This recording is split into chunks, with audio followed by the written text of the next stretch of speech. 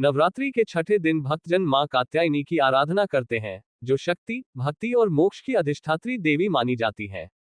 मां कात्यायनी का जन्म विश्वविख्यात ऋषि कात्यायन के घर हुआ था, जिनकी कठोर तपस्या और भगवती की असीम कृपा से देवी ने स्वयं उनके कुल में अवतार लिया। इसी कारण उन्हें कात्यायनी नाम से पुकारा गया। मां कात्यायनी की पूजा करने से साधक को धर्म, अर्थ, काम और मोक्ष इन चारों पुरुषार्थों की प्राप्ति होती है। उनकी उपासना न केवल पापों का नाश करती है, बल्कि साधक को आध्यात्मिक उन्नति की ओर भी अग्रसर करती है। मां कात्यायनी का तेजस्वी स्वरूप अद्भुत और दिव्य है। उनका तेज सूर्य के समान देदीप्यमान है, जिससे समस्त दिशाएं प्रकाशित होती हैं। चार भुजाओं वाली इस देवी के दाहिने ऊपर वाले हाथ में अभयमुद्रा और नीचे वाले हाथ में वरमुद्रा है, जिससे वे अपने भक्तों को निर्भयता और कृपा का आशीर्वाद प्रदान करती हैं। बाईं ओर के ऊपर वाले हाथ में तलवार और नीचे वाले हाथ में कमल सुशोभित रहता है, जो उनके सौम्य और उग्र दोनों स्वरूपों को दर्शाता है। मां कात्यायनी का वाहन सिंह है, जो उनके साहस और शक्ति का प्रतीक है।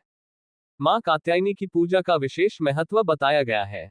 जब गोकुल की गोपियों ने भगवान श्री कृष्ण को पति रूप में प्राप्त करने की इच्छा जताई, तो उन्होंने पूरे मनोयोग से मां कात्यायनी की उपासना की थी। देवी की कृपा से उनकी मनोकामनाएं पूर्ण हुई। इसलिए मां कात्यायनी को प्रेम, समर्पण और सिद्धि की देवी भी कहा जाता है। पूजन विधि की बात करें तो इस दिन प्रातःकाल सूर्योदय से पहले स्नान कर स्वच्छ वस्त्र धारण करना अत्यंत शुभ माना जाता है। मां को पीला रंग अत्यधिक प्रिय है, इसलिए पीले वस्त्र धारण करना उत्तम होता है। हालांकि लाल रंग भी पूजा के लिए शुभ माना जाता है। सबसे पहले गंगाजल से पूजा स्थल को शुद्ध किया जाता है, फिर कलश की स्थापना कर उसका पूजन किया जाता है।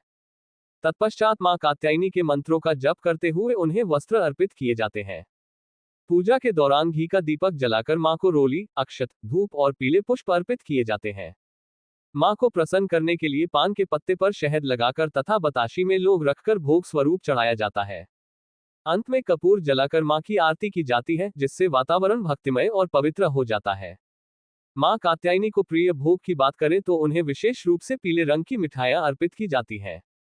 शहद से बने हलवे का भोग लगाना अति मंगलकारी माना जाता है।